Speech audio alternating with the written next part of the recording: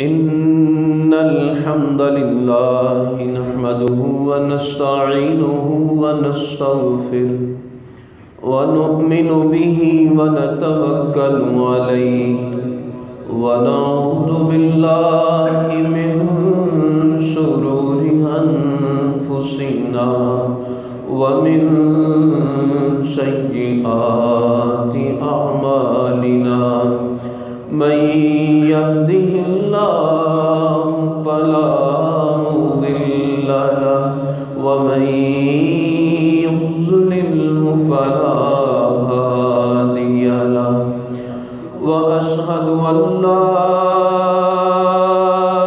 إله إلا الله وحده لا شريك له وأشهد أن محمدا عبده ورسوله يا أيها الذين آمنوا اتقوا الله حق تقاته ولا تموتن إلا وأنتم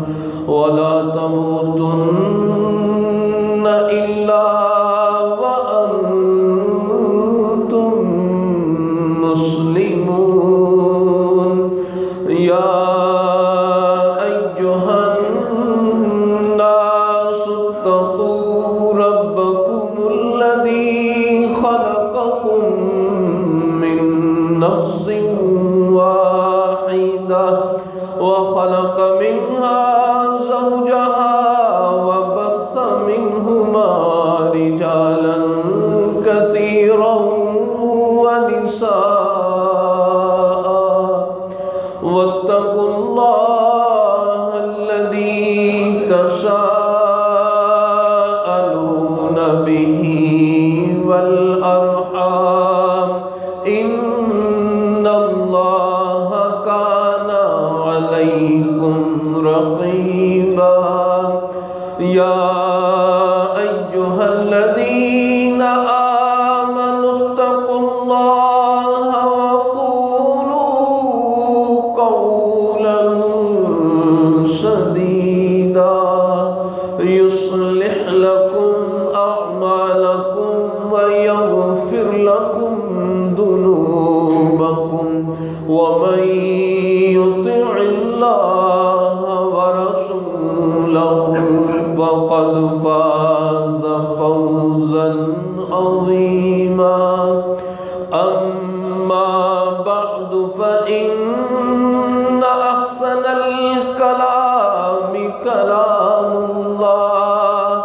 وخير الهدي هدي محمد صلى الله عليه وسلم وشر الأمور محدثاتها وكل محدثة بدعة وكل بدعة ضلالة وكل ضلالة في النار أعوذ بالله السميع العليم من الشيطان الرجيم من همزه ونفخه ونفسه بسم الله الرحمن الرحيم وما كان لمؤمن ولا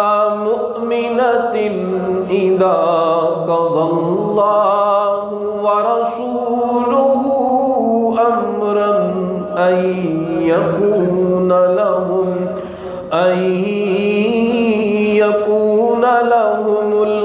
الخيرة من أمرهم ومن يعص الله ورسوله فقد ضل ضلالا مبينا رب اشرح لي صدري ويسر لي أمري واحلل عقدة من لساني يفقهوا قولي اللهم انفعنا بما علمتنا وعلمنا ما ينفعنا وزدنا علما رب زدني علما رب زدني علما رب زدني علما.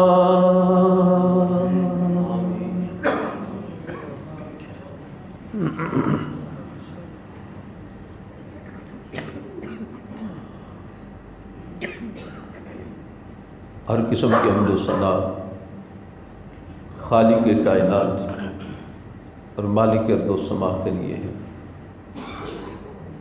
اور لاکھوں کروڑوں درود و سلام اس ہستی اقدس و مقدس پر جن کا نام نامی اسم گرامی محمد اکرم صلی اللہ علیہ وآلہ وبارک وسلم. وہ ذات مبارکہ مطہرہ کہ خالق کائنات نے جن کو کائنات کے باشیوں کے لیے راہبر، رہنما اور ہادی بنا کے بھیجا، نبی مکرم صلی اللہ علیہ وآلہ وبارک وسلم کی ذات گرامی جب اس کائنات میں جلوہ گر ہو گئے تو پھر آپ صلی اللہ علیہ وسلم ہی وہ رہنما ہیں، وہ ہادی ہیں، راہبر ہیں، لوگوں کے لیے اسوہ حسنہ ہیں کہ جن کے پیچھے چل کر، جن کی بات مان کر انسان اللہ عز و جل کی محبت کو حاصل کر سکتا ہے، راہ نجات حاصل کر سکتا ہے، کامیاب اور کامران ہو سکتا ہے دنیا کی زندگی میں بھی، اور آخرت کی کامیابیوں کا انحصار بھی نبی صلی اللہ علیہ وسلم کے اسوہ، آپ کی سنت، آپ صلی اللہ علیہ وسلم کے طریقہ کو اپنانے میں ہے. گزشتہ مجلس میں بھی میں نے ذکر کیا تھا کہ جب آپ صلی اللہ علیہ وسلم اس کائنات میں آ گئے ہیں تو پھر اب جنت کی طرف جانے والا ایک ہی راستہ ہے، وہ آپ صلی اللہ علیہ وسلم کی فرما برداری کا راستہ ہے. آپ صلی اللہ علیہ وسلم کی سنت، آپ صلی اللہ علیہ وسلم کا طریقہ، آپ صلی اللہ علیہ وسلم کا اسوہ، یہی وہ چیز ہے کہ جس نے اس کو فالو کیا، اس کو اپنی زندگی کا مقصود بنایا، مقصود حیات اس کی زندگی کا یہی ٹھہرا، تو یہ کامیاب ہونے والا ہے. اور اللہ عز و جل نے قرآن مجید میں متعدد مقامات پر آپ صلی اللہ علیہ وسلم کی سنت کو، آپ صلی اللہ علیہ وسلم کے طریقے کو اپنانے اور اس کے مطابق اپنے آپ کو ڈھالنے کا حکم دیا کہ کوئی بھی انسان اپنی مرضی سے، اپنی سوچ اور فکر کے ساتھ یہ نہیں جان سکتا کہ اللہ عز و جل کس بات پہ راضی ہوتے ہیں اور اللہ عز و جل کس بات پر ناراض ہوتے ہیں. کوئی اپنے عقل فہم سے مکمل طور پر اس چیز کا احاطہ نہیں کر سکتا ہے، عقل محدود ہے. اسے اللہ عز و جل نے فرمایا وَمَا أَرْسَلْنَا مِن رَّسُولٍ إِلَّا لِيُطَاعَ بِإِذْنِ اللَّهِ. ہم نے کوئی بھی رسول اس کائنات میں بھیجا ہے، اس کی بعثت کا مقصود صرف اور صرف یہ تھا کہ اللہ کے حکم سے اس کی اطاعت کی، کیونکہ اس کی اطاعت میں نجات ہے، اس کی اطاعت میں کامیابی ہے. اسی انبیاء کی بعثت کا مقصود اطاعت و فرما برداری ہے، اس کو فالو کرنا ہے، اس کے طریقے کو جس کو ہم سنت کہتے ہیں اس سنت کو اپنانا ہے۔ اور آیت مبارکہ جو میں نے خطبہ مسنونہ میں پڑھی ہے اس میں اللہ عز و جل نے یہ بات ارشاد فرمائی، وما كان لمؤمن ولا مؤمنة اذا قضى الله ورسوله، کسی مومن مرد کے لیے اور کسی مومنہ عورت کے لیے یہ کبھی بھی جائز نہیں، کبھی بھی، وما كان ماضی استمراری پر دلالت کرتا ہے، کبھی بھی کسی مومن مرد اور کسی مومنہ عورت کے لیے جائز نہیں، اذا قضى الله ورسوله، کہ جب اللہ اس کے رسول صلی اللہ علیہ وسلم فیصلہ کرتے ہیں، ان کی جانب سے ہدایت آ جائے، رہنمائی آ جائے، قانون اور ضابطہ بیان کر دیا جائے، امراً کسی بھی معاملے کا، ان یکون لہم الخیرۃ من امرہم، کبھی بھی ان کے لیے ایسا نہیں کہ ان کو خود اپنے معاملے میں کچھ اختیار باقی ہو، نہیں، ایسا نہیں ہے، اپنا ہی معاملہ ہے، اس کے بارے میں رسول اللہ صلی اللہ علیہ وسلم کو فیصلہ کر دیتے ہیں، اس کو اپنے بارے میں بھی اختیار نہیں۔ اور ساتھ تنبیہ فرما دی، وَمَن يَعْصِ اللَّهَ وَرَسُولَهُ، جس نے نافرمانی کی اللہ کی، اس کے رسول صلی اللہ علیہ وسلم کی، فَقَدْ ضَلَّ ضَلَالًا مُبِينًا، یقیناً یہ گمراہ ہو گیا، راہ کھو بیٹھا ہے، گمراہ راستہ کھو بیٹھا ہے، اس راستے سے جو راستہ جنت کو جاتا ہے، اس راستے سے بھٹک گیا ہے جو اللہ کی رضا کا راستہ ہے، اس راستے سے اپنا چہرہ کسی اور جانب کر لیا ہے اس نے، جو راستہ مقصود حیات تھا، فقد ضل، یقیناً گمراہ ہو گیا، ضلالا مبینا، واضح گمراہ، کھلم کھلا گمراہ، اس نے آپ صلی اللہ علیہ وسلم کی سنت، آپ صلی اللہ علیہ وسلم کے طریقے سے روگردانی کی، یہ راستہ کھو دیتا ہے۔ اس لیے میں یہ بات کہتا ہوں کہ آپ صلی اللہ علیہ وسلم کے آنے کے بعد جنت کی طرف جانے والا راستہ ایک ہی راستہ ہے، وہ آپ صلی اللہ علیہ وسلم کی فرما برداری کا راستہ ہے، اس کے علاوہ اور کوئی راستہ جنت کو نہیں جاتا۔ حقیقت بات یہ ہے، اگر آپ صلی اللہ علیہ وسلم کی سنت کو چھوڑ دیا جائے، آپ علیہ السلام کے قول فعل عمل کو چھوڑ دیا جائے تو جنت کے طرف کبھی نہیں انسان پہنچ سکتا ہے۔ یہی وجہ ہے کہ اصحاب رسول رضوان اللہ علیہم اجمعین وہ آپ کی سنت سے والہانہ محبت کیا کرتے تھے، ان کا اوڑھنا بچھونا، ان کی زندگی کا ماٹو، ان کی زندگی کی اہم ترین چیز ہوتی تھی وہ آپ صلی اللہ علیہ وسلم کو فالو کرنا ہے، ہر معاملے میں، بات چھوٹی ہو یا بڑی، بات انسان کی نگاہ میں معمولی ہو یا انسان کی نظر میں بہت اہم بات ہو، لیکن یہ یاد رکھیے گا، بات معمولی ہو میری نظر میں، آپ کی نظر میں، بات بہت اہم ہو میری نظر میں، آپ کی نظر میں، لیکن ہر وہ بات جو جس کو میں معمولی سمجھوں، یقین کریں وہ اللہ کی نظر میں معمولی نہیں ہوتی ہے۔ اگر کوئی شخص ایک بات کو معمولی سمجھ کر چھوڑ دیتا ہے، ترک کر دیتا ہے، تو یہ اس کے لیے وبال کا باعث ہے۔ آپ صلی اللہ علیہ وسلم نے، مسلم حدیث آتی ہے، ایک شخص کو دیکھا، وہ بائیں ہاتھ سے وہ کھا رہا تھا، آپ صلی اللہ علیہ وسلم نے فرمایا بھائی دائیں ہاتھ سے کھاؤ۔ اللہ اکبر، اب بات بندے وہ سمجھتے بات ہی کوئی نہیں، مسئلہ ہی کوئی نہیں ہے، دائیں سے کھا لو بائیں سے کھا لو، اور اکثر کو تو جب یہ تصور نہیں ہے کہ آپ صلی اللہ علیہ وسلم کا طریقہ کیا ہے تو پھر معمول یہ بن جاتا ہے، بائیں ہاتھ ہی جو ہے نا وہ آگے بڑھتا ہے، اسی سے پینے کی کوشش کرتا ہے، اسی سے کھانے کی کوشش کرتا ہے، لیکن روگردانی ہو گئی نبی صلی اللہ علیہ وسلم کے طرز عمل سے، آپ کی سنت سے۔ وہ بائیں سے کھا رہا تھا، آپ علیہ السلام نے فرمایا بھائی دائیں سے کھاؤ، اس نے کہا جی دائیں میرا کام نہیں کرتا، معمولی بات معمولی نظر میں سمجھی، اور آگے روایت میں آتا ہے یہ کبر کی بنا پر اس نے کہا، تکبر کی وجہ سے کہا۔ تو نبی الاسلام کی زبانی رسالت معاب سے الفاظ نکل گئے، اللہ اکبر، نکل گئے۔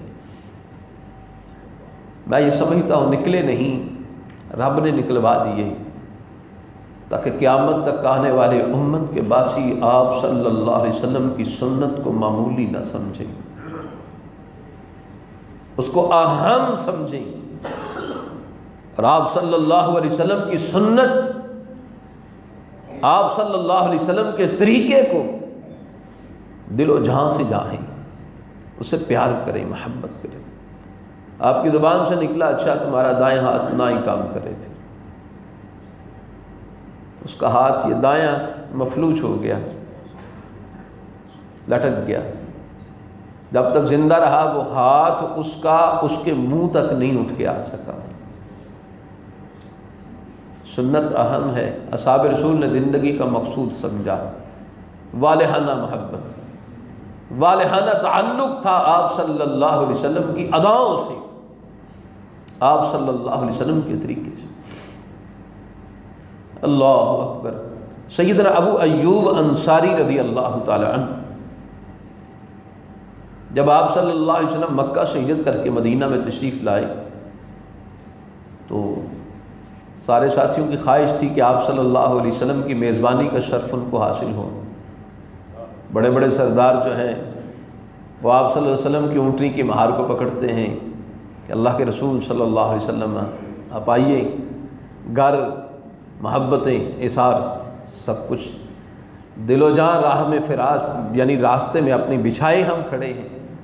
آپ علیہ السلام نے فرمایا کہ اس اونٹنی کو چھوڑ دو، انہا مأمورہ، یہ رب کے حکم کی پابند ہے، جہاں رب چاہے گا وہاں رکے گی۔ اللہ اکبر۔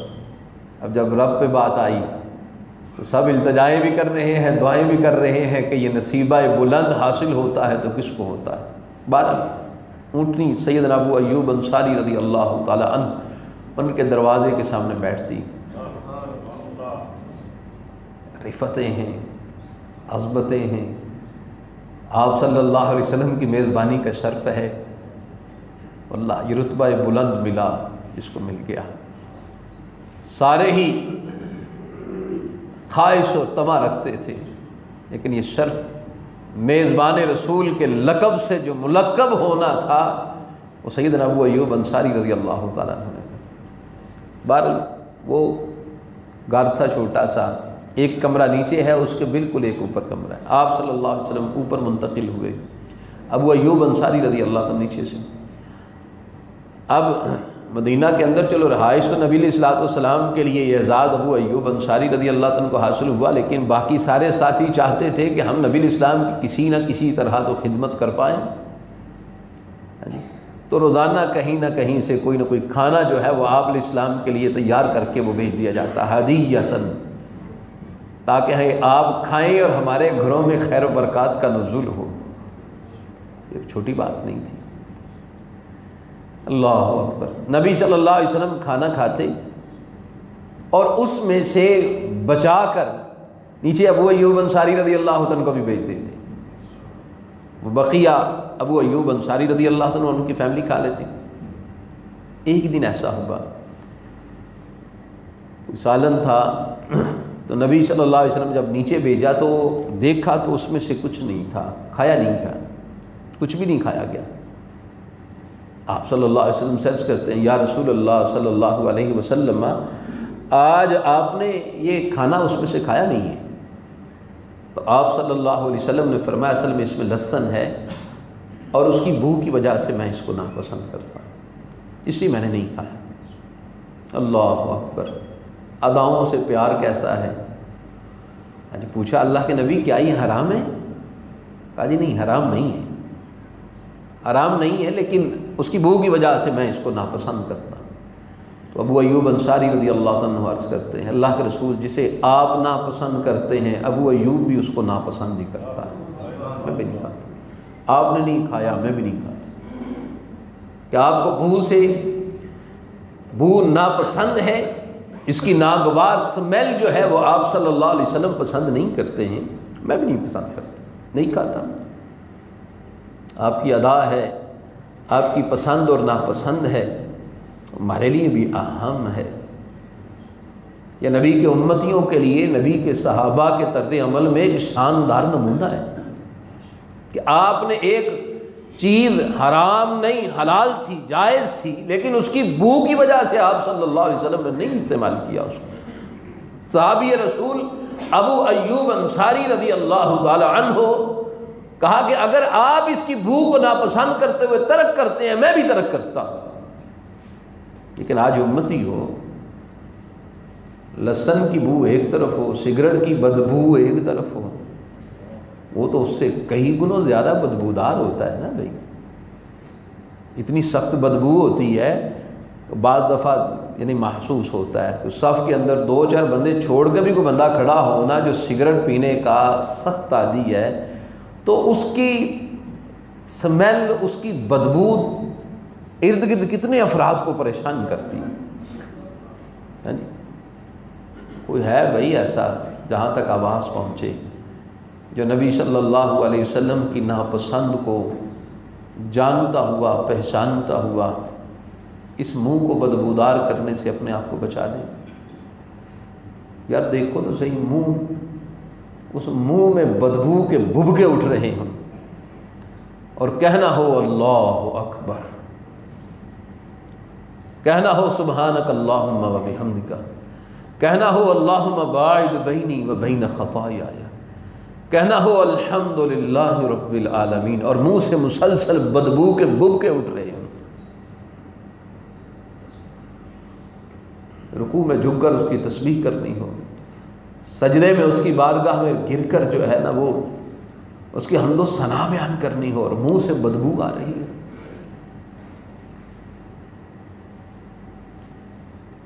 تھوڑا سا سوچئے گا، جو میرا بھائی بزرگ اس کبھی عادت کے اندر، تو کوئی اس کو کوئی بھی اچھا نہیں سمجھتا نا، کوئی خوبصورت ادا تو نہیں ہے نا بھیا، یہ کوئی پسندیدہ بات تو نہیں ہے، اللہ عز و جل کے ہاں ناپسندیدہ ہے، فرشتوں کے ہاں ناپسندیدہ ہے، کہ فرشتے بھی اس چیز سے اذیت محسوس کرتے ہیں جس سے انسان اذیت محسوس کرتے، تکلیف محسوس کرتے ہیں۔ آپ صلی اللہ علیہ وسلم نے تو وہاں پر جو کچا پیاز یا لہسن کھا کے آتا تھا، آپ علیہ السلام اس کو نماز کی صفوں سے ساتھی کی ڈیوٹی لگی ہے، اس کو باہر بقیع کی جانب نکال دو، اس کو بقیع کی طرف اس کو نکال دیا جاتا تھا۔ کچا پیاز اور لہسن کھایا ہو تو رب کی بارگاہ میں کھڑے ہونے میں نبی علیہ السلام رکاوٹ ڈال کر کہتے ہیں اس کو باہر نکال دو کہ بھئی آپ نے جب تک یہ بدبو زائل نہ ہو نماز نہیں پڑھیں گے، آپ قریب نہیں آئیں گے۔ اور سگریٹ ایک ایسی چیز ہے کہ بندہ جو مستقل پیتا ہے نا، اس کے منہ سے بدبو نہیں جاتی، یہ خواہ مخواہ اپنے آپ کو تسلی دینے والی بات ہے کہ گڑ کھا لی، یہ کوئی اور شے کھا لی تو منہ سے بدبو ظاہر ہو جاتی، کچھ نہیں ہوتا ہے، اذیت کا باعث۔ ابو ایوب انصاری رضی اللہ تعالی عنہ وہ صرف اس وجہ سے کچا پیاز، کچا لہسن جو ہے اس کو چھوڑ دیا، اس میں لہسن تھا تو انہوں نے اس کھانے کو چھوڑ دیا کہ آپ ناپسند کرتے ہیں تو میں بھی ناپسند کرتا ہوں، نہیں کھاتا۔ یہ ہے ادا سے پیار، یہ ہے آپ صلی اللہ علیہ وسلم کی سنت سے والہانہ محبت۔ اس لیے بدبو کی وجہ سے سگریٹ کو چھوڑ دینا چاہیے، اس کی حلت و حرمت اور اس کی باقی بحث اس کو ترک کر دیں، بدبو ہی اس کے لیے کافی ہے، بدبو ہی بندے کے لیے ناگوار ہونے کے لیے کافی ہے، اور خاص طور پر جو بندہ نماز پڑھتا ہے اس کے لیے تو بلاولا یہ ہے نا، اس سے بچنا بہت ضروری ہے، چھوڑ دینا چاہیے، ترک کرنا چاہیے بھیا۔ آپ صلی اللہ علیہ وسلم کی سنت سے محبت کا تقاضا یہ ہے کہ اصحاب رسول رضوان اللہ علیہم اجمعین نے محبت کی ہے، ہم ان محبتوں کا ذکر اس لیے کرتے ہیں تاکہ ان کی محبتوں کو دیکھ کر اپنی محبتوں کو سیدھے راہ پر ڈال سکیں، اپنی اصلاح کر سکیں۔ اللہ اکبر۔ نبی صلی اللہ علیہ وآلہ وبارک وسلم حضرت انس رضی اللہ تعالی عنہ کہتے ہیں ایک دردی نے آپ صلی اللہ علیہ وسلم کی دعوت کی. آپ صلی اللہ علیہ وسلم اس دردی کی دعوت کو قبول کیا، صحیح بخاری میں آتا ہے. وہاں تشریف لے گئے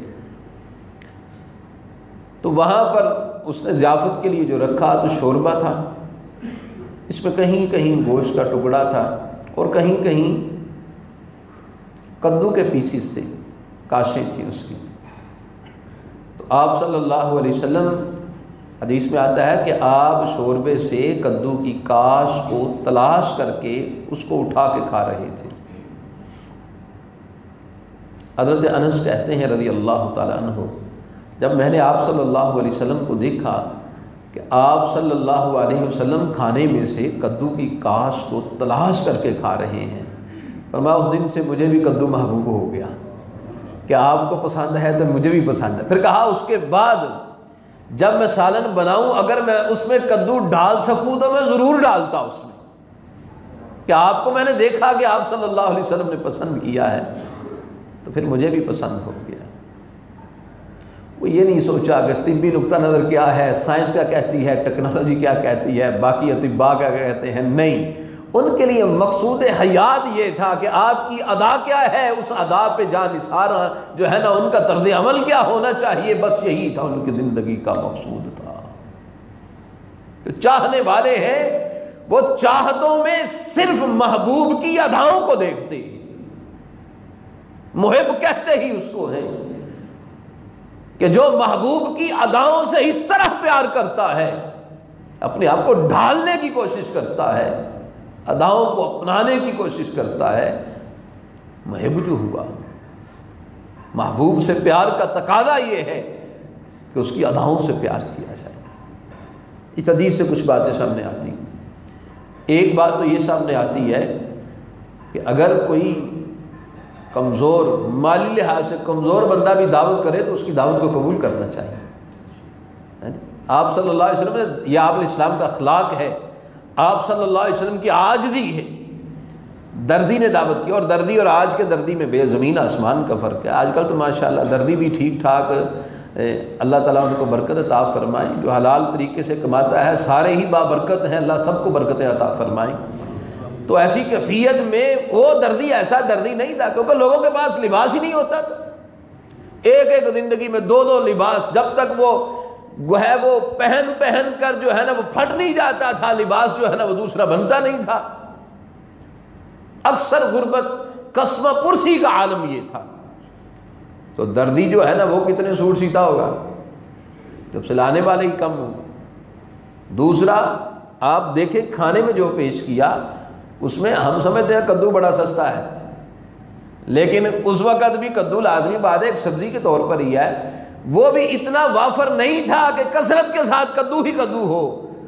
گوشت کے ساتھ کدو ہے اور آپ کاشیں تلاش کر کے کھاتے ہیں. اس کا مطلب کدو بھی قلیل تھا، اس میں تھوڑا سا تھا. غربت اور قسمہ پرسی کی انتہا تھی. اس سے یہ بات سامنے آتی ہے کہ اگر کوئی ماڑا بندہ بھی دعوت کرے اس کی دعوت قبول کرنی چاہیے. ہماری دعوت کو ساؤنڈ پارٹی کرے تو ہم فوراً سے پہلے قبول کرتے ہیں. ماڑا بندہ کو آخ لو آ جاؤ پاجی روٹی کھا لو، اور ہم سوچتے ہیں کہ انہیں بٹھانا کتنے وے کھوانا کتنے وے کی کھوایا تھا سن. نہیں، دعوت کو قبول کرنا حق بیان کیا نبی صلی اللہ علیہ وسلم نے. کمزور آدمی مالی لحاظ سے اس کی دعوت کو قبول کرنا چاہیے. آپ صلی اللہ علیہ وسلم کا اخلاق، آپ صلی اللہ علیہ وسلم کا طرز عمل، اس حدیث سے یہ سامنے آتی ہے بات. دوسرا یہ بھی ہے، حدیث میں ہم اکثر پڑھتے ہیں وَأَطْعِمُوا الطَّعَامَ، کھانا کھلاؤ، کھانا کھلاؤ. اچھا، عجیب ہمارا ایک ذہن ہے، مائنڈ ہے، جب اس قسم کی حدیث ہوتی ہے تو ہم یہ سوچتے ہیں کہ ہمیں کس نے کھانا کھلانا ہے. کیڑا کھانا کھوائے گا بھائی، حدیث چاہتا کھانا کھواؤ. یہ حدیث میرے بارے میں بھی ہے کہ مجھے بھی سوچنا چاہیے کہ مجھے کہا گیا ہے آپ بھی کھانا کھلائیں، کہ دوسرے نے کھانے سے دھیان رکھنا. تو دوسرا کھلائے گا تو کھائیں گے، نہیں میں بھی کھلاؤں، یہ میرے لیے بھی حکم ہے. اطعموا الطعام، کھانا کھلائیں. اور نبی صلی اللہ علیہ وسلم کا طرز عمل جو ہے نا وہ اس معاملہ میں بھی اسوہ حسنہ کے طور پر سامنے موجود ہے. آنے والا آتا ہے، بھوک سے نڈھال ہے، آپ علیہ السلام اس کو لے کے آتے ہیں مسجد نبوی کے اندر، ابو ہریرہ رضی اللہ تعالی عنہ کو کہا آپ کے کھانے کا بندوبست کرتے ہیں، اور پتہ ہے سب سے پہلے پیغام کہاں بھیجا آپ علیہ السلام نے؟ اپنی ازواج مطہرات کے ہاں بھیجا، کچھ کھانے کے لیے ہو تو پھر مہمان کو کھلا دیا جائے، جس کو بھوک لگی ہے اس کو کھلایا جائے گھر میں، ہاں جی۔ تو اس لیے آپ صلی اللہ علیہ وسلم کی سنت بھی اس معاملہ میں یہ ہے کہ آپ صلی اللہ علیہ وسلم اپنے گھر سے جو ہے نا وہ کھانا کھلانے کی کیفیت پر بھی سب سے اولا اور فائق تھے۔ اللہ اکبر۔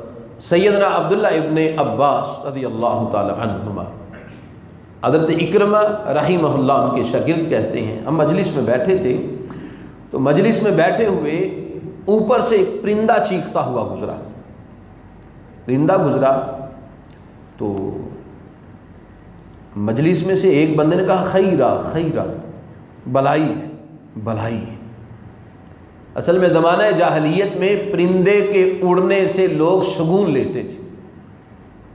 مثلا اگر کسی بندے نے کوئی کام کرنا ہوتا تھا نا تو وہ پرندے کو اڑاتا تھا، اگر دائیں طرف جاتا تھا تو وہ کہتا تھا کہ یہ کام ٹھیک ہے، کر لینا چاہیے، اگر پرندہ بائیں طرف جاتا تو وہ سمجھتا کہ نقصان ہو جائے گا، وہ کام نہیں کرتا تھا۔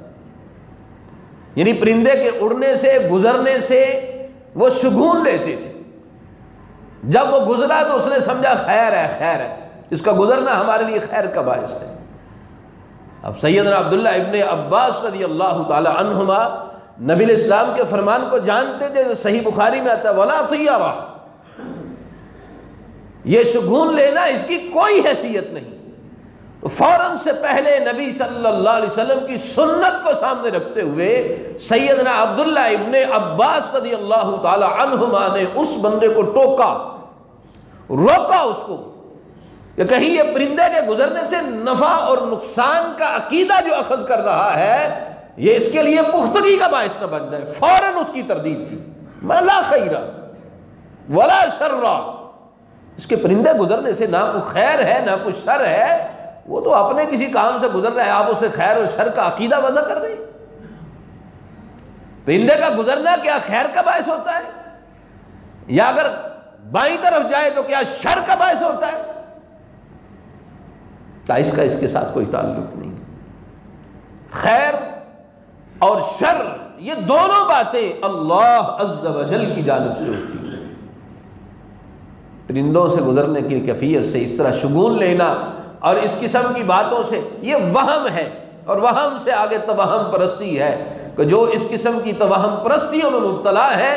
عبداللہ ابن عباس رضی اللہ تعالی عنہما نے نبی الاسلام کے فرمان، آپ صلی اللہ علیہ وسلم کی سنت کے پیش نظر فوراً سے پہلے اس کے اس ذوف کے اوپر جو ہے نا وہ تنقید کرتے ہوئے کہا اس میں کوئی خیر اور کوئی شر کی بات نہیں ہے، خیر اور شر صرف اللہ کے اختیار میں۔ لیکن افسوس آج مسلمانوں میں بڑے سارے ایسے افراد ہیں جو مسلمان ہیں، مسلمان کہلاتے ہیں، مسلمان گھروں میں پیدا ہوئے ہیں، نبی صلی اللہ علیہ وسلم کے سنت آپ کے فرمان کے باوجود بہت سے وہموں میں مبتلا ہے، بہت سے وہموں میں۔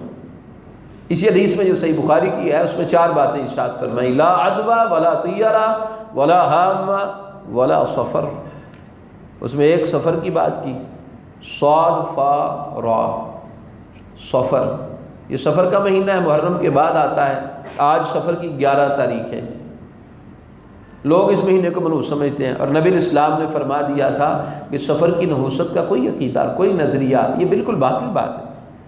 آپ علیہ السلام نے تردید فرما دی، آپ علیہ السلام کا فرمان سامنے آ گیا، اس کے باوجود ماننے والے آج بھی سفر کے مہینے کو منحوس سمجھتے ہیں۔ اس کی نحوست کا نظریہ اور عقیدہ رکھتے ہیں۔ آپ ذرا نیٹ پہ لکھیں ماہ سفر، پھر دیکھیں نیچے سے کیا کیا بلائیں نکلتی ہیں۔ ممبر و محراب پہ بیٹھے، مصلوں پہ بیٹھے، دین کے نام پر لوگوں کو ماہ سفر کی نحوستوں کے سبق دیتے ہیں کہ یہ مہینہ منحوس ہوتا ہے، اس میں سفر نہیں کرتے، اس میں آزمائشیں اترتی ہیں، بلیات اترتی ہیں، پریشانیاں آتی ہیں، اور لوگوں میں وہم اور لوگوں کے اندر یہ بدعقیدگی جو ہے اس کو پیدا کیا جا رہا ہے۔ اور آپ صلی اللہ علیہ وسلم کے فرمان اور آپ صلی اللہ علیہ وسلم کی سنت سے جو سبق سامنے آتا ہے، نہ سفر کے مہینے میں کوئی نحوست ہے، نہ کوئی پرندوں کے اس طرح گزرنے سے کسی قسم کا عقیدہ اخذ کرنا جائز ہے، قطعاً جائز نہیں۔ امام طاووس رحمہ اللہ سفر پر تھے، اوپر سے کوا گزرا ایک، تو وہاں بھی وہ 7 بندہ سفر پہ تھا، اس نے کہا خیر خیر، بلائی ہو بلائی ہو۔ امام طاووس رحمہ اللہ فرمانے لگے کہ بھائی اس کے کوے کو گزرنے میں کوئی خیر بلائی اس کے اختیار میں ہے کیا؟ کوے کو گزرنے کے اس کے اختیار میں کوئی بھلائی ہے، اس کے اختیار میں کوئی شر ہے؟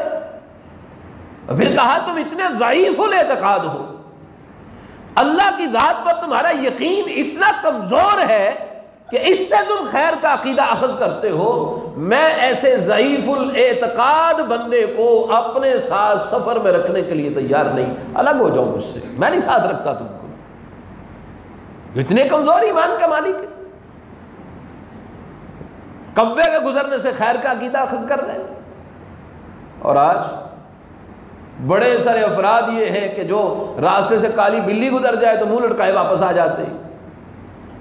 کیا ہوا؟ بلی گزر گئی۔ بلی کیا نفع نقصان کی مالک ہے بھیا؟ یہ کتنے ضعیف الاعتقادی کی بات ہے، یہ کتنی توہم پرستی کی بات ہے۔ اور نبی صلی اللہ علیہ وسلم نے ان تمام راستوں میں رکاوٹ ڈالی تاکہ اللہ کی ذات کا یقین، ایقان، اس کے نفع نقصان کا مالک ہونا، اس کا یقین راسخ پیدا ہو۔ مسلمان جو اللہ عز و جل کی ذات پر یقین رکھتا ہے کہ وہ نفع نقصان کا مالک ہے، وہ اس قسم کے وہموں میں مبتلا نہیں ہوتا ہے۔ لیکن کمزوری ہے، ایمان میں شدید کمزوری کی بات ہے۔ ابھی 2-3 جمعے پہلے کی بات ہے، مسجد میں جمعہ پڑھانے کے لیے گیا تو وہاں پر مجھے ساتھیوں نے بتایا کہ ایک نوجوان، اس کی 3-4 بیٹیاں تھیں، تو اللہ نے اس کو بیٹا دیا لیکن وہ بیٹا فوت ہو گیا 1 دن 2 دن کے بعد۔ بہرحال اس کے لیے جمعہ کے دوسرے خطبہ میں دعا بھی کی، نعم البدل اللہ تعالیٰ اس کو عطا فرمائے، جو دکھ پہنچا ہے اللہ اس دکھ کا مداوع فرمائے، ان پر اپنی رحمت کو نازل فرمائے۔ تو نماز کے بعد نا وہ نوجوان میرے پاس آیا، بیٹھا میرے پاس، تو پھر بتانے لگا مجھے، کہا بیٹیوں کے بعد بیٹا یہ بہت بڑی آزمائش کی بات ہے نا، ہر بندہ سمجھ سکتا ہے کہ جس کے پاس بیٹیاں ہوں اللہ تعالیٰ بیٹا دیں اور پھر واپس لے لیں، کتنی بڑی آزمائش ہے، کتنے جو ہے نا وہ دکھ سے کرب سے گزرنا پڑتا ہے باپ کو بھی، اور ماں کو اس سے زیادہ، کہ جس نے 9 ماہ تک اپنا خون سے اس کی آبیاری کی، اس کی تکلیفوں کو، کٹنائیوں کو، مرحلوں سے گزرنے کے بعد کتنا بڑا دکھ ہوگا ان کے لیے۔ تو وہ نوجوان مجھے کہتا ہے کہ دکھ جو ہے نا اس بات کا بھی ہے کہ اللہ نے بیٹا دیا واپس لے لیا ہے، لیکن اس سے بڑا بھی دکھ ہوا ہے۔ میں نے کہا جی وہ کیا؟ کہا کہ میرے قریب ترین گھر کی جو خواتین ہے اعزہ و اقارب میں سے، وہ میری بیوی کے پاس تسلی اور تشفی دینے کے لیے نہیں آئی۔ میں نے کہا کیوں؟ کہا جی اس لیے کہ یہ کہتے ہیں یہ 18 کی بیماری ہے، اگر کوئی اور عورت اس کو ملے گی تو اس کو بھی بیماری لگ جائے گی۔ عجیب کرب سے گزرنا پڑا اس بیٹی اور بہن کو کہ جو اتنے بڑے دکھ سے گزر رہی ہے، اور ہندوانہ سوچ اور فکر گھروں میں اس قدر سرایت کیے ہوئے، اس کو ملنے کے لیے تیار نہیں کہ اگر اس کو ملا تو یہ مرض ہم کو جو ہے نہ لگ جائے، بیماری ہم تک نہ پہنچ جائے۔ اس سے بڑا دکھ تھا ان کو کہ ملنے کوئی نہیں آیا، تسلی دینے کوئی نہیں آیا، اور گلے لگا کر پیار دینے والا کوئی نہیں آیا۔ یہ تمام پرستی، یہ وہموں میں مبتلا ہونا۔ عبداللہ ابن عباس رضی اللہ تعالی عنہما نبی اسلام کی سنت کو اجاگر کرتے ہوئے وہاں یہ بات ارشاد فرمائی، لا خیر ولا شر۔ یہ وہم میں مبتلا ہونا، اس میں کوئی خیر اور شر کی بات نہیں، کسی قسم خیر اور شر نہیں ہے اس کے گزرنے میں، تاکہ امت کے لوگ جو ہیں وہ اس قسم کے وہم میں مبتلا نہ ہوں۔ یقین کریں بعض دفعہ بعض سے اٹھتے ایسی چیزیں ایسی ہوتی ہیں کہ دکھ ہوتا ہے، تکلیف شدید ہوتی ہے، شدید تکلیف ہوتی ہے۔ اس قسم کے الفاظ سن کر جو وہم پر وہم تو وہم ہے، اخلاق کی ایک جنابہ نکل جاتا ہے بعض دفعہ باتیں سن کر، اتنی گھٹیا ترین سوچ فکر صرف توہم پرستی کی وجہ سے بعض دفعہ یہ باتیں سننے کو ملتی ہیں۔ اگر کسی خاتون کا خامد فوت ہو گیا، شادی کے 6 ماہ 8 ماہ سال 2 سال کے بعد، اگر گھر والوں کے ساتھ معاملات اچھے نہیں تھے نا، یا بعض دفعہ ہوتا ہے باقی جو ہے نا وہ اعزاء و اقارب سے ذہنی طور پر ہم آہنگی میں ذرا تھوڑا سا فرق ہوتا ہے، تو مخالفت شدید تر کیا الفاظ دھارتی ہے، کہہ دیا جاتا ہے اس بیوہ ہونے والی خاتون کو ہمارا بیٹا کھا گئی ہے۔ سوچنے کی زحمت گوارا نہیں کرتے کہ جس کرب سے وہ گزر رہی ہے ذرا اس کرب کا اندازہ تو کرو، جس کے سر سے اس کا سائیں جو ہے مالک الملک نے آزمائش کے طور پر دنیا سے اٹھا لیا، اس کے دل کی دنیا میں کیا بیتا ہے، اس کی تو زندگی اندھیری ہو گئی۔ اتنی کڑی آزمائش آج کے دور میں کہ جس کا خامد فوت ہو جائے تو وہ کتنی بڑی آزمائش میں آتا ہے۔ اس کے دل کو جھانک کے دیکھو تو صحیح، اس پر کیا کرب گزر رہا ہے، اس کے دل کو محسوس تو کرو کہ اس کے اوپر کیا بیتا ہے، کس تکلیف سے گزر رہی ہے۔ یا لمحہ بھر کے لیے، لمحہ بھر کے لیے اس کی جگہ پر اپنی بیٹی کو رکھ کے سوچ لیں، اپنی بیٹی کو اس کی جگہ پہ رکھ کے سوچ لیں کہ اگر میری بیٹی کا خامد فوت ہو جائے تو صرف بیٹی ہی نہیں، مجھ پر کیا جو ہے نا وہ دکھ ٹوٹے گا، اور اوپر سے میری بیٹی کو کوئی بات یہ کہے کہ یہ اپنے خامد کو کھا گئی ہے، یہ چڑیل ہے۔ وہ ہندو بات کرے، ہندوانہ سوچ وہم پرستی کی جو ہے وہ قوم میں سے وہ بات کرے تو بات کی سمجھ آتی ہے کہ وہ توہم پرست قوم ہے۔ لیکن مسلمان، اللہ پر یقین رکھنے والا، اخلاقی طور پر وہم کے اندر مبتلا ہو کر اتنا گر جاتا ہے، دکھ کا احساس تو دور کی بات ہے، دکھ کے 4 چرکے لگاتا ہے اس کو۔ جس کا خامد فوت ہو گیا وہ تو پہلے ہی اتنا دکھی ہوگی، اوپر سے اس کو یہ الفاظ کہہ کے اس کا جینا دوبر کر دیا، اس کو جیتے جی مار دیا ان قریبیوں لوگوں نے جو اس قسم کی توہم پرستی میں مبتلا۔ اور بات اگر اللہ کی طرف سے اور آزمائش کی ہو، ایک تو ہے کہ ایک دفعہ بیوہ ہونے کے بعد دوسری دفعہ شادی کرنی مشکل ہو جاتی، اور اگر دوبارہ ہو بھی جائے کسی جگہ پر اور اللہ کی طرف سے اگر اس کے لیے آزمائش ہے دوبارہ خامد فوت ہو جائے، تو یقین کریں اچھے بھلے دین دار بندے بھی وہ سوچنے پہ مجبور ہوتے ہیں یہ چیز کو خرابی ہے، بھئی اس کا کیا قصور ہے اس میں۔ میرے اعزاء میں سے اللہ اکبر ماموں کی بیٹی، اس کا رشتہ کہیں چل رہا تھا، پرانی بات ہے، 15 سال پرانی بات ہے، رشتے کی بات ہوئی، بعد میں پتہ چلا ان لڑکے والوں نے انکار کر دیا ہے۔ وجہ کیا بنی؟ وجہ سنیں اور سر دھنے کہ ہندو قوم اس کے اندر تو وہم پرستی کیا ہوگی جب مسلمان ہونے کا دعویٰ کرنے والے، اللہ کو ماننے کا دعویٰ کرنے والے، وہ اس قسم کے وہم میں کہاں تک جاتے۔ کیا ہوا کہ اس کی والدہ ہماری ممانی، اس کی آگے والدہ، بچی کی نانی، وہ کہیں جانتے تھے، رشتے دار تھے، بچی کا رشتے کا انکار یہ سبب بنا کہ بچی کی نانی، اس کا خامد فوت ہوا تھا، اس نے دوسری شادی کی تھی، دوسرا خامد فوت ہوا، اس نے تیسری شادی کی تھی، اس نے کہا بچی کی نانی اتنی منحوس ہے کہ جس کو 3 شادیاں کرنی پڑی، اے پتہ نہیں کی کرے تھی، اس وجہ سے انکار کیا۔ ہندو قوم کیا، اس کی توہم پرستی کو ہم کیا سامنے رکھیں۔ اور جس رشتے کی بات ہو رہی تھی وہ لڑکا، میں اس کو ذاتی طور پہ جانتا ہوں، نمازی تھا لڑکا۔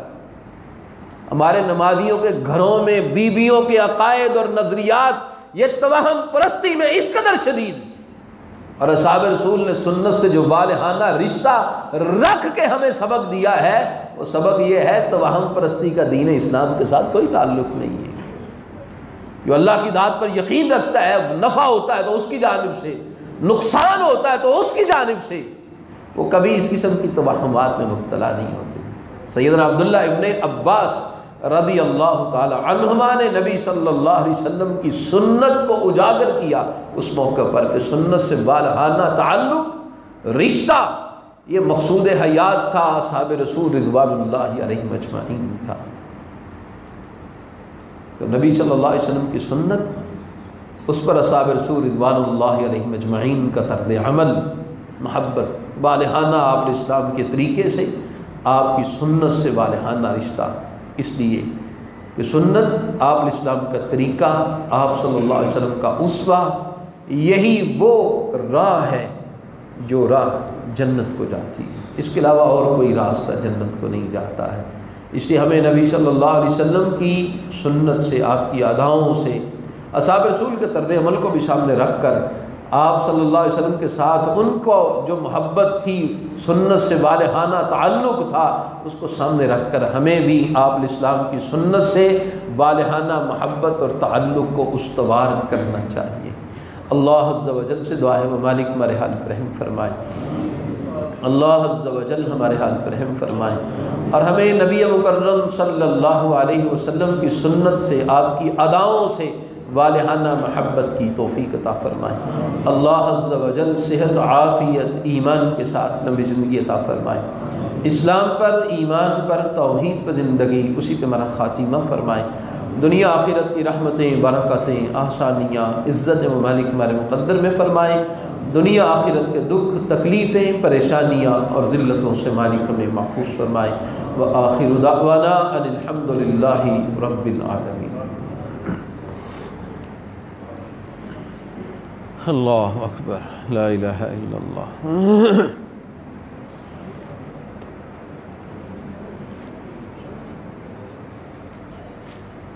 بسم اللہ۔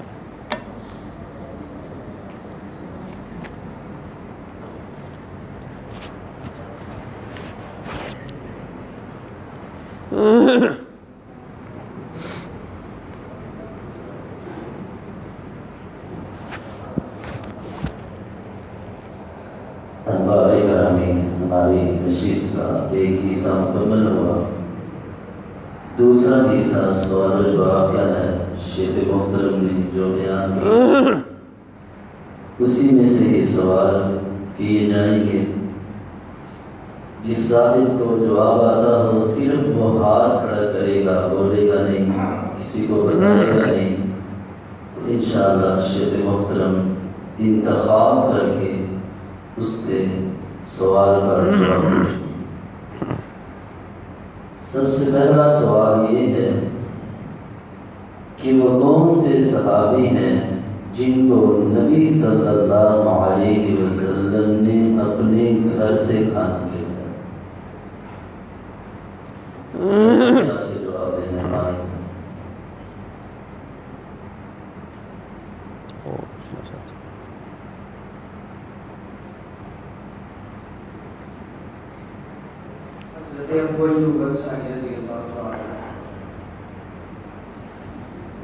سوال کیا ہے؟ سوال سنا ہے آپ نے؟ سوال یہ ہے کہ آپ صلی اللہ علیہ وسلم اپنے گھر سے جس کے لیے کھانے کا پتہ کیا تھا، جس کو کھلانے کے لیے، وہ کون سا صحابی ہے؟ آپ نے نہیں کھایا بلکہ آپ نے اپنے گھر سے پتہ کیا تھا کہ گھر سے کچھ مل جائے تو اس کو کھلائیں۔ نہیں آؤ جی باؤ جی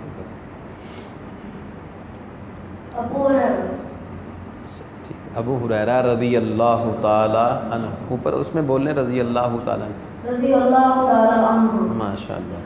ہاں جی، سیدنا ابو ہریرہ رضی اللہ تعالی عنہ کے لیے نبی اسلام نے گھر سے پتہ کیا تھا کہ ان کے لیے کچھ مل جائے۔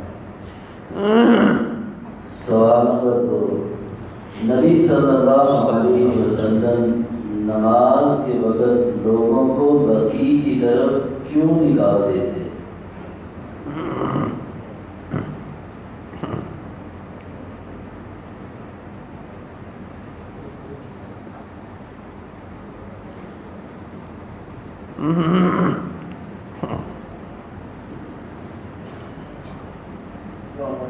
وعلیکم السلام.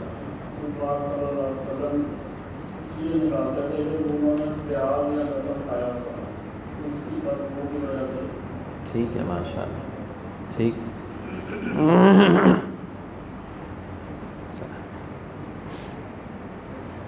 سوال نمبر 3، توہم پرستی کیا ہے؟ اس کی کوئی ایک مثال بیان کریں. آ جاؤ.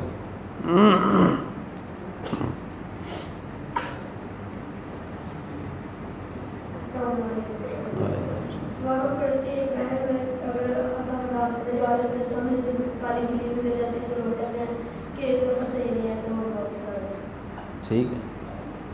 اس وہم میں مبتلا ہو جاتا ہے کہ بلی گزر گئی ہے تو نقصان ہو جائے گا. سوال نمبر 4، جنت کی طرف جانے والا کون سا راستہ ہے؟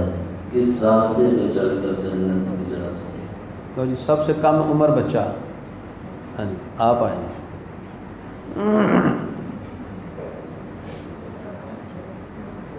السلام علیکم. علیکم السلام. صحابہ کرام کا دیکھا. دوبارہ غور کر کے جواب دیں. جنت کی طرف جانے والا کون سا راستہ ہے؟ جنت کی طرف جانے والا راستہ صحابہ کرام کا دیکھا ہے.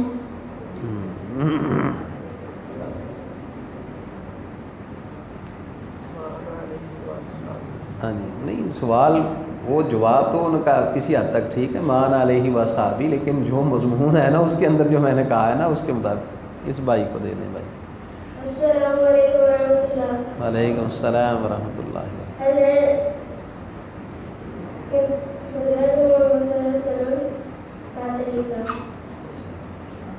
ٹھیک ہے ماشاء اللہ. نبی مکرم صلی اللہ علیہ وسلم کی سنت، آپ کا طریقہ، آپ کا اسوہ، یہ جنت کی طرف جنت راستہ جاتا ہے. سوال نمبر 5، یہ بچے جواب دیں. انسان جنت کا راستہ کس طرح کو بیٹھتا ہے؟ دوبارہ سوال کریں جی، ان کو سمجھ نہیں آئی. انسان جنت کا راستہ کس طرح کو بیٹھتا ہے کہ وہ جنت سے دور ہو جاتا ہے؟ کیسے راستوں پہ چلتا ہے؟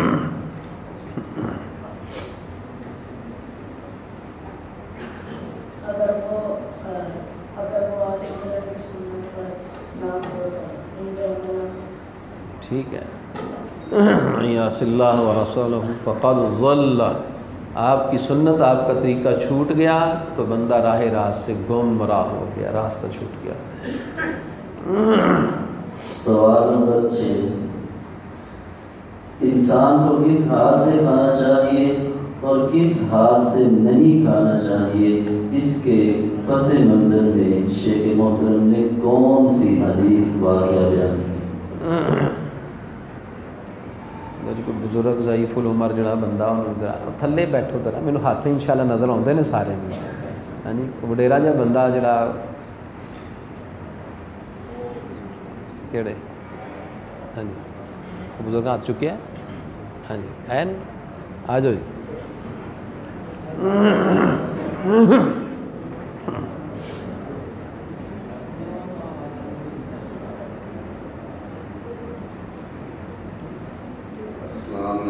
وعلیکم السلام.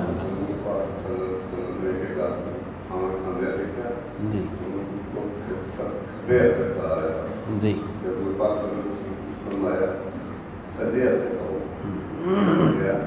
میرا سجا کام نہیں کرتا،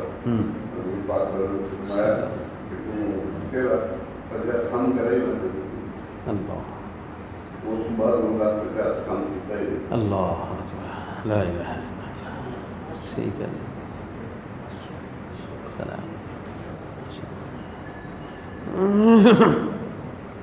سوال نمبر 7، نبی صلی اللہ علیہ وسلم نے مکہ سے مدینہ کی طرف ہجرت کی تو کس صحابی کے آپ صلی اللہ علیہ وسلم مہمان بنے اور اپنی اونٹنی کے بارے میں لوگوں کو کیا کہا؟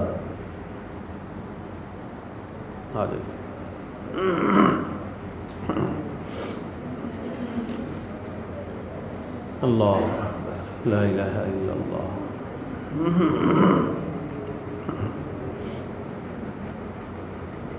اسپیکر دو. السلام علیکم ورحمۃ اللہ. نبی پاک صلی اللہ علیہ وسلم جب ہجرت کر کے مدینہ پہنچے تو ہر صحابی یہ چاہتا تھا کہ نبی پاک صلی اللہ علیہ وسلم ہمارے گھر میں تشریف فرما اور ہمیں میزبانی کا شرف حاصل ہو. نبی پاک صلی اللہ علیہ وسلم نے فرمایا کہ اونٹنی کو جانے دو، یہ اللہ کی مرضی سے، اللہ کے حکم سے جہاں جائے گی. تو اونٹنی جو ہے وہ میزبان رسول حضرت ایوب انصاری رضی اللہ تعالیٰ عنہ کے سامنے بیٹھی اور اللہ پاک نے حضرت ابو ایوب انصاری رضی اللہ تعالیٰ عنہ کو میزبان رسول بنایا. اونٹنی کے بارے میں کیا کہا تھا آپ نے؟ یہ اللہ کے حکم سے جہاں جائے. ٹھیک ہے، اللہ کے حکم کی پابند ہے، جہاں اللہ چاہیں گے وہاں رکھے. ٹھیک ہے. سلام. اچھا، یہاں پر ایک بات ویسے ہی ذہن میں آئی ہے کہ آج ہمارے بڑے سارے بھائی یہ بات کہتے ہیں کہ آپ صلی اللہ علیہ وسلم ہر گھر میں تشریف لاتے ہیں. یہ مسئلہ ادو ہوتا تو سارے صحابہ نے لوڑ ہی کو نہیں کہ جب نبی علیہ السلام سارے نے گھر چ آ گئے نے تو پھر یہ اعزاز کی ضرورت نہیں کہ میرے گھر آ جان، میرے گھر آ جان، میرے گھر آ جان. پھر سارے گھر ہی ہوتے نبی علیہ السلام. نہیں، آپ علیہ السلام جب ایک گھر میں ہے تو باقی گھروں میں نہیں ہوتے. آپ علیہ السلام ہر جگہ پہ حاضر ناظر نہیں ہوتے، بلکہ جہاں ہوتے ہیں صرف وہیں پر ہوتے ہیں، باقی جگہوں پر نہیں ہوتے. جی. سوال نمبر 8، ابو ایوب انصاری رضی اللہ تعالی عنہ کے گھر سے نبی صلی اللہ علیہ وسلم نے کون سی چیز نہیں کھائی تھی اور کس وجہ سے نہیں کھائی؟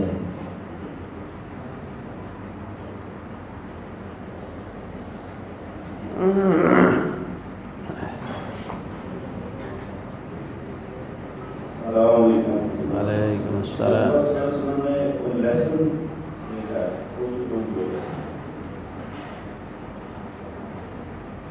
لہسن کی وجہ سے سالن نہیں کھایا تھا. سوال نمبر 9، کس کی دعوت پر نبی صلی اللہ علیہ وسلم نے کدو کھایا اور پھر اس پر کس صحابی نے ہمیشہ عمل کیا کہ اس سنت سے اس نے پیار کیا؟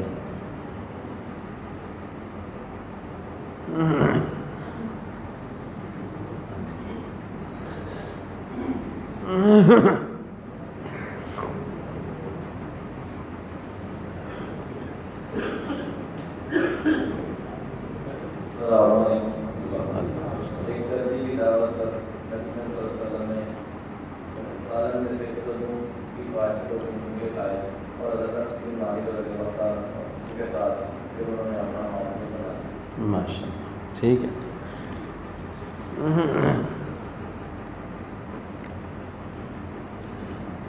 سوال نمبر 10، لوگ پرندے سے شگون کس طرح لیتے ہیں؟ اس کا خیر اور اس کا نقصان کس کو سمجھتے ہیں؟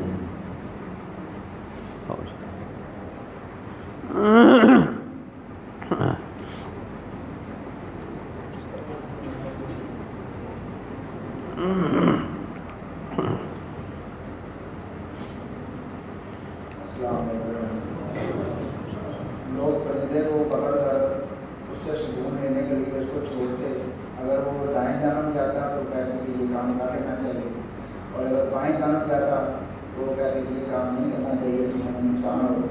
ٹھیک.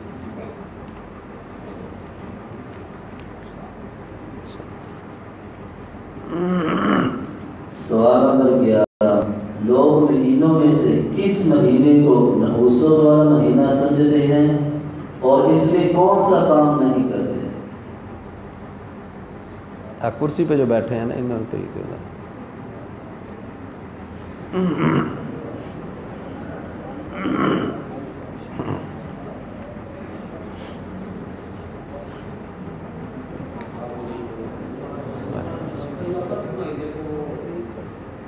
ٹھیک ہے، قریب کر لیں اس کو. سفر کی وجہ سے وہ سفر وغیرہ یا دوسرے کاروبار نہیں.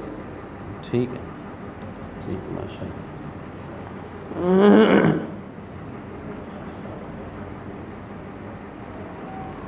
سوال نمبر 12. باقی 2 لانا ہے. اچھا ٹھیک ٹھیک. میں تو پرچیاں کس امام صاحب نے اپنے ساتھی کو سفر سے الگ کر دیا تھا اور کس وجہ سے کیا تھا؟ امام صاحب کا نام بھی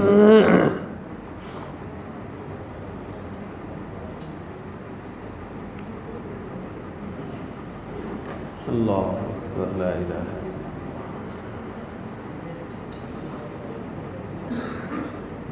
السلام علیکم. مولانا توفیق رحمۃ اللہ علیہ نے یہ اپنے ساتھی کو الگ کر دیا تھا. کیوں کیا نا؟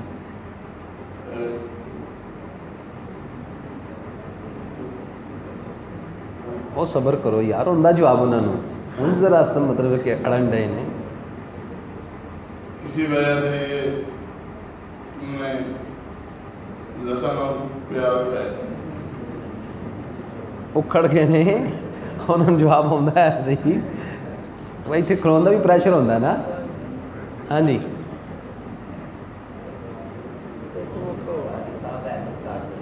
ہاں جی، بزرگوں ہونا دوجے بزرگ آ جاؤ جی، دونوں بزرگ کھلار دے اتنے.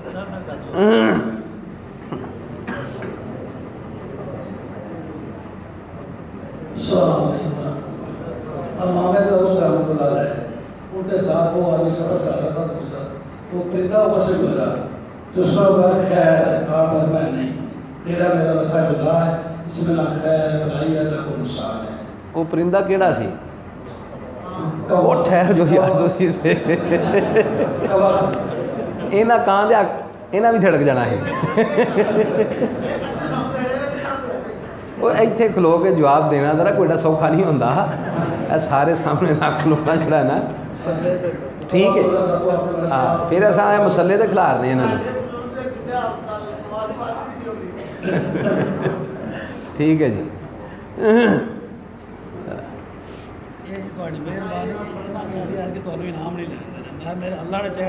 ان ہر بات ہی پر ہاتھ کھڑا کیتا ہے، میں مجبور ہو گیا ہاں.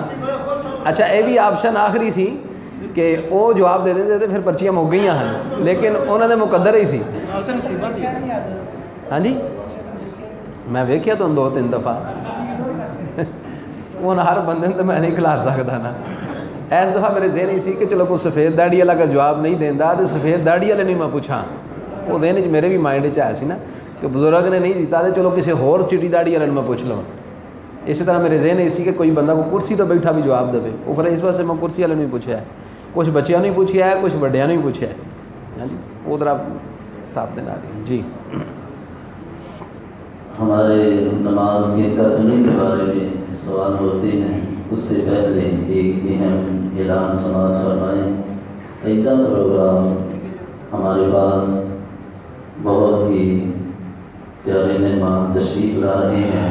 ان کی شخصیات 26 کو محترم فضیلت الشیخ غلام مصطفیٰ ظہیر امن کو بھی حفظ اللہ تعالی، اور اسی طرح 13 اکتوبر کو جناب محترم فضیلت الشیخ ڈاکٹر عبید الرحمان، 3 اکتوبر کو ڈاکٹر عبید الرحمان محسن حافظ اللہ تعالی، اور اسی طرح 10 اکتوبر کو جناب محترم فضیلت الشیخ پروفیسر ڈاکٹر متی اللہ باجوہ حافظ اللہ تعالی انشاءاللہ ان کے درس ہوں گے. اللہ سے گزارش ہے کہ وہ ضرور تشریف لائیے گا اور آگے بھی دعوت دیے گا. اللہ تعالی ہم سب کو اپنے دین کے لیے جمع ہونے کی توفیق عطا فرمائے. ماشاءاللہ یہ تینوں پروگرام جو ہیں وہ بڑے بڑے قابل قدر انسان اور صاحب علم جو ہے وہ انشاءاللہ غلام مصطفیٰ ظہیر امن پوری شیخ جو ہیں انتہائی علمی شخصیت ہیں، اور ڈاکٹر عبید الرحمان محسن حافظہ اللہ یہ بھی انتہائی فاضل آدمی. اور پروفیسر مطیع اللہ باجوہ صاحب بھی ماشاءاللہ انتہائی فاضل ہیں. تو آئندہ تینوں پروگرام ماشاءاللہ بہت جامع ہیں. ویسے تو تمام پروگرام ہی الحمدللہ اچھے ہوتے ہیں، لیکن یہ بالخصوص تینوں افراد جو آنے والے ہیں شیوخ انتہائی اہمیت کے حامل ہیں اور صاحب علم فضل ہیں. نماز کے ترجمے کے بارے میں شیخ محترم پوری نماز میں سے جہاں سے ترجمہ چاہیں گے وہ سنیں گے، اس کے بعد سنانے والا سامعین کو بھی پڑھا دے. تو ہاتھ کھڑا کر لیں جس کو نماز کا ترجمہ. ہاں جی، نہیں آج میں نے بڑی عمر کے جو ساتھی ہیں نا ان سے پوچھنا سوال. چھوٹی عمر کے ماشاءاللہ نا اچھا یاد کر لے اللہ کے فضل سے. بڑی عمر کے افراد آج وہ ہاتھ کھڑا کریں تاکہ ان سے ترجمہ سنا جائے اور پھر وہ پڑھائیں بھی انشاءاللہ. حوصلہ کریں جی تھوڑا سا. جو بڑی عمر کے افراد ہیں وہ ہاتھ کھڑا کریں نماز کے ترجمہ کے حوالے سے. ہاں جی آؤ جی بزرگوں آج دیکھو نا ماشاءاللہ حوصلہ کیتا ہوں نا.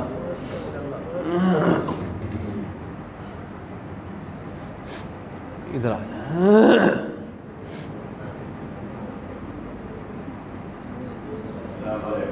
علیکم السلام.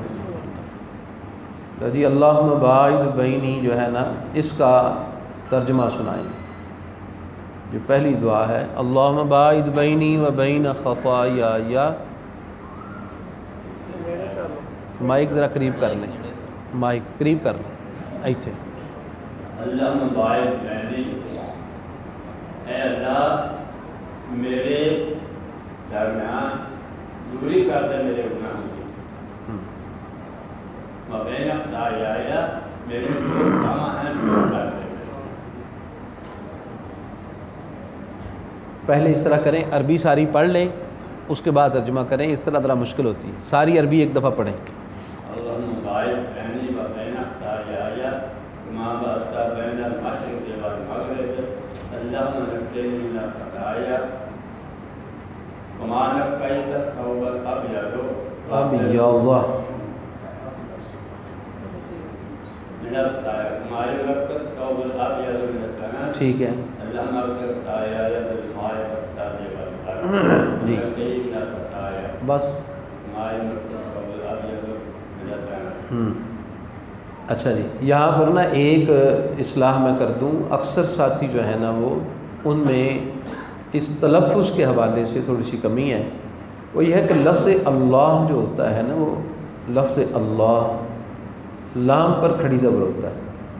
تو اللہم یہ لفظ ٹھیک نہیں ہے.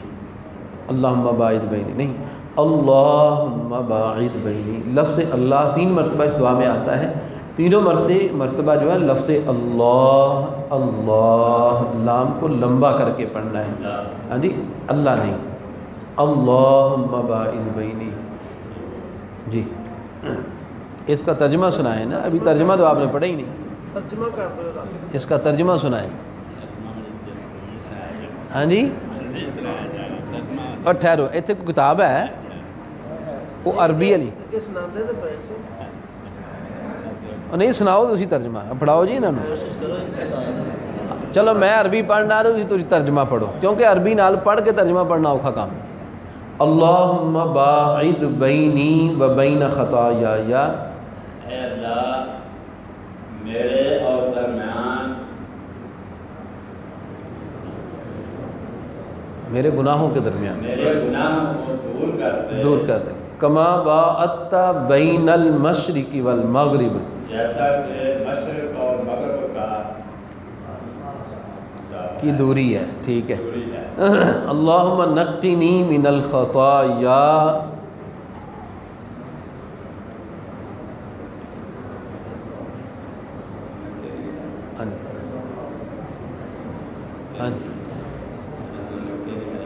من الخطایا کما ینقی الثوب الابیض من الدنس.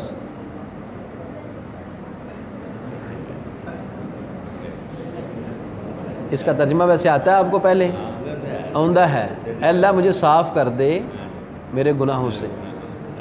کما ینقی الثوب الابیض من الدنس، جس طرح سفید کپڑا صاف کیا جاتا ہے میل کچیل سے. ہاں جی اللہم اغسل خطایا، اے اللہ دو دے، ہاں جی، بالماء والثلج والبرد، پانی کے، برف کے، برف اور اولوں سے۔ یہ اصل مسئلہ ہے، انہوں نے آندی ہے دعا، ترجمہ بھی آندا ہے، تسی اگر انہوں نے ہاتھ میں اتنے آگے ہاتھ لاؤ نا تو ٹھنڈے یخ ہوئے نے، تے جے تسی تھوڑا جہا لتاں بھی ہاتھ لاؤ تو تھوڑی جہی کمن نہیں ہے، ہاں جڑا نہیں کھلوتا انہوں نہیں پتا کہ کی باندھی کی اتنے آ گئے۔ تے میں تا ہی نہیں آخیا، میں کہ اے لے کے جانا نام تساں، تہاڈا اتنے کھلونا ہی ساڈے واسطے اعزاز دی بات ہے جی۔ اللہ میں تو خوش ہوا جو تسی اٹھ کو آئے ہو، اللہ تمہیں برکت عطا فرمائے، اللہ تعالیٰ برکت عطا فرمائے۔ ہاں جی،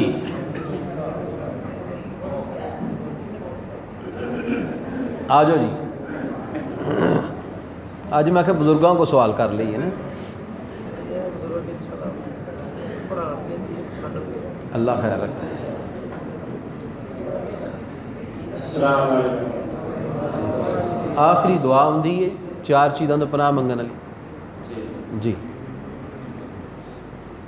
اللهم إني أعوذ بك من عذاب القبر وأعوذ بك من عذاب جهنم وأعوذ بك من فتنة المسيح الدجال وفتنة المحيا والممات اللهم إني أعوذ بك من المأثم والمغرم۔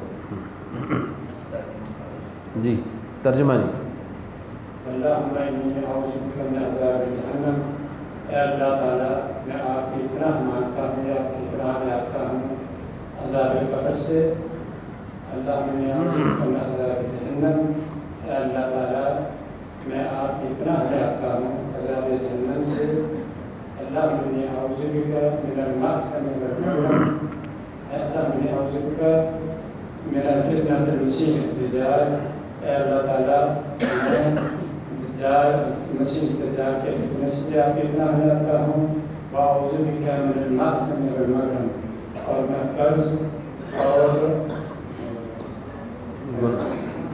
گناہ سے بھی آپ کی پناہ لیتا ہوں۔ وہ لیکن پڑھی ہے نا جی، وہ بھی پڑھ دیں پھر۔ اللہ تعالیٰ میں آپ کی پناہ لیتا ہوں زندگی کے فتنے سے اور موت کے فتنے سے۔ انہوں نے بھی پڑھاؤ ہوں ذرا۔ اللهم إني أعوذ بك من